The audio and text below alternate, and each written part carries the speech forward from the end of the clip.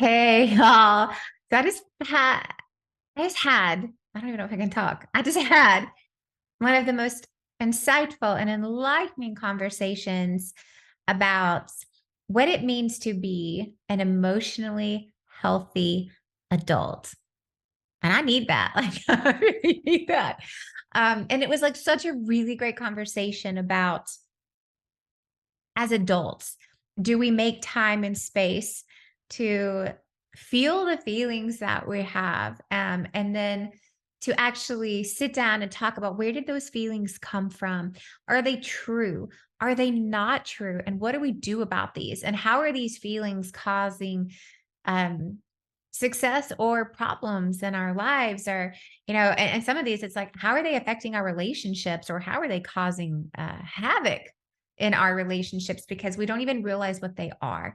And so, as a part of this conversation, the question came up: what is imposter syndrome?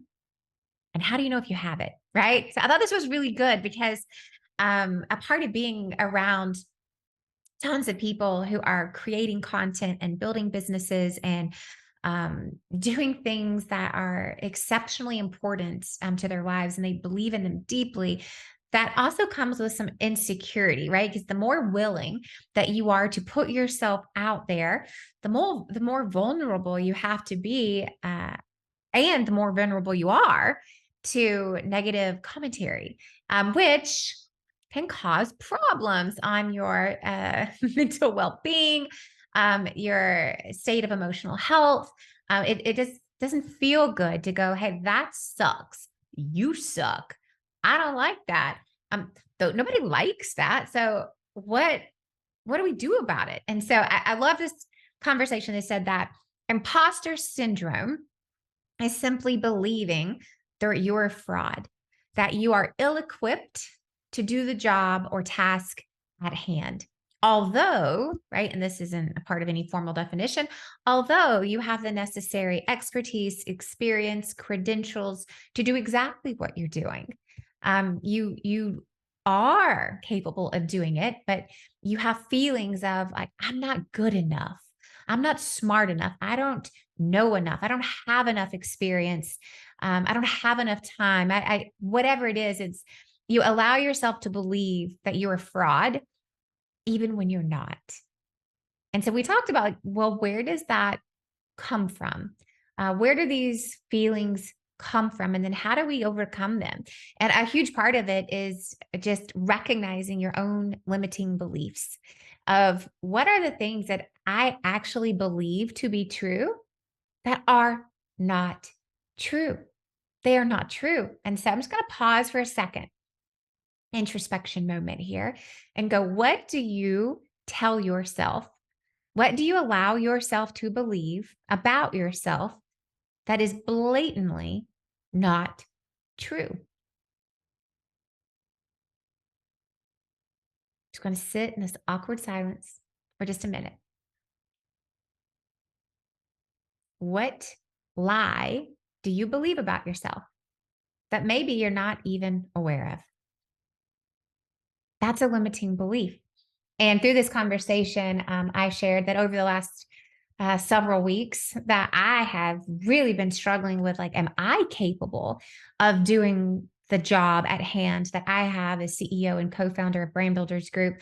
Am I capable of doing that and being a great mom to two toddlers and being a good wife to my husband and being a good friend, and dedicating enough time to the Lord as I walk in my Christian faith? And does that leave any time for me? It's like, can I do the job and not work 80 hours a week? And where does that leave me? Because the truth is, I've been struggling with that. I had a recent emergency surgery. And I have not been able to get back to my normal work pace, which has caused my workload to grow and grow and grow. And my time is less and less. And it makes me feel like I'm not equipped to do the job.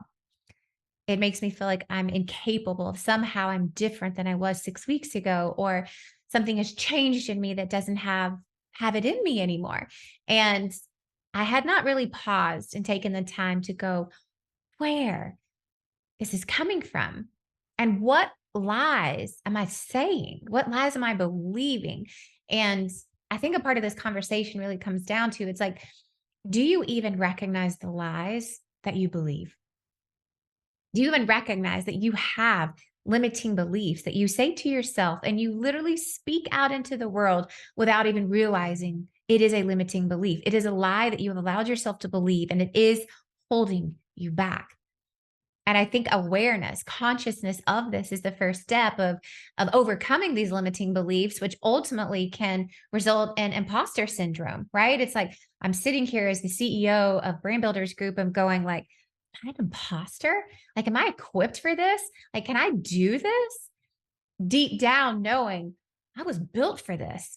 I've been training and working my whole life for this. Like everything leading up to this is God preparing me to do the work that He has for me, and also knowing that I'm not doing this alone. God is working through this, and I have an amazing husband and a partner and a staff and a team and coaches and mentors. I am not doing this on my own. So where's this nonsense coming from? And here's what I can just tell you in my own journey through this conversation, and not just one conversation. But I have literally said out loud, I don't know, 100 times over the last 6 weeks, I just don't have enough time. I don't have enough time. That is my limiting belief. And until I took a moment to have a conversation about what was going on, I did not even realize that I was literally suffering from imposter syndrome, allowing myself to believe I'm a fraud, that I'm incapable of doing something that I'm fully capable of doing, while simultaneously allowing and even repeating it out loud, a limiting belief, speaking it into the world, letting it control my life and my thoughts, and feeling more ill equipped every single time I say it. I don't have enough time. That's not true. I have the exact same amount of time that I did 6 weeks ago prior to the surgery. How I'm using that time may be different, but I have the exact same amount of time. That is a lie. And I've got to call it what it is. It's a lie. It's not true. Um, I'm in a season, a short season in the scheme of things, of reallocating time to different areas of my life that need it more than others. And I have allowed myself to feel guilty and shameful about that, and have tried to work harder and longer, thus more exhausting myself because of it. And he says that's what we do, and we don't believe in ourselves, right? We work, we try to do our way into being better, to being more worthy, more valuable, more important, and we just can't work ourselves into that because you already are. Right? There's nothing that you can do to make yourself more valuable than you already are. I am just as worthy and just as valuable if I work 80 hours a week or 8 hours a week or zero. That just my doing is not what makes me worthy. My doing is not what makes me valuable. Who I am is what makes me worthy. Who I am is what makes me valuable. And who I am has nothing to do about the hours and the minutes in my day. It has everything to do with, do I believe it for myself? Do I believe in myself? And do I believe that God has a plan, that He is working on me and through me to do that? And do I believe in Him? Y'all, this is like a life-changing conversation. And so maybe this podcast interview that I did with Michelle Chalfant was really just for me. And the interesting thing, and I didn't tell her this, but I'll tell everyone else who's listening. I almost canceled it today because I have a sick baby at home and I'm so behind, and I'm like, I just need to postpone it. I just need to reschedule. I don't have time for this, but I didn't. I don't know why, but I didn't. Mainly because I'm looking at my calendar going, where am I going to move this to? And I am so glad that sometimes the things that we need the most are the things that we don't give ourselves the permission to do, which is to take an hour and have a conversation about what it means to be an emotionally healthy adult, to feel the feelings that you have, to recognize what is true and what is not, and then to speak truth to the lie, which is what I got to do on my own podcast interview with Michelle. And now what I'm telling you about. So here's my encouragement. Here's the gist of this particular short recap. Take a moment right now and allow yourself to feel the feeling, recognize what is true, recognize what is a lie, and then speak truth into the lie. And for me, I have the time. The time has not changed. That's a lie. I am capable. I am prepared. I am called to it. And I just needed to write that down, to say it out loud, and then to speak actual factual evidence into proof that somehow the 24 hours in a day did not change over the last 6 weeks. There was 24 hours then, there's 24 hours now. That's not new and different. I have the same team, the same staff, everything else is the same, but my feeling about it has changed. And that's what I can control. That's what I can own. That's what I can write down. I can think about it. I can speak truth to it. I can write down the evidence to it. I can make a plan and I can move forward. We can all do that, but it takes time and it takes space and it takes desire and intention.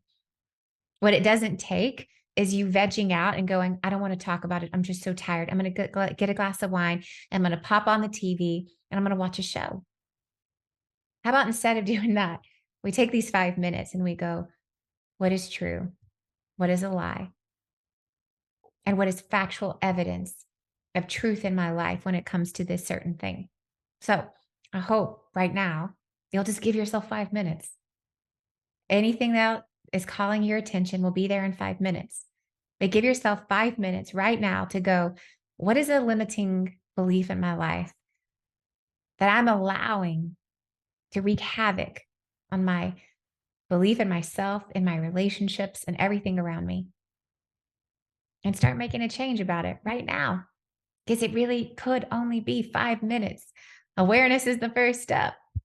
So take 5 minutes and see where it gets you. We'll see you next time.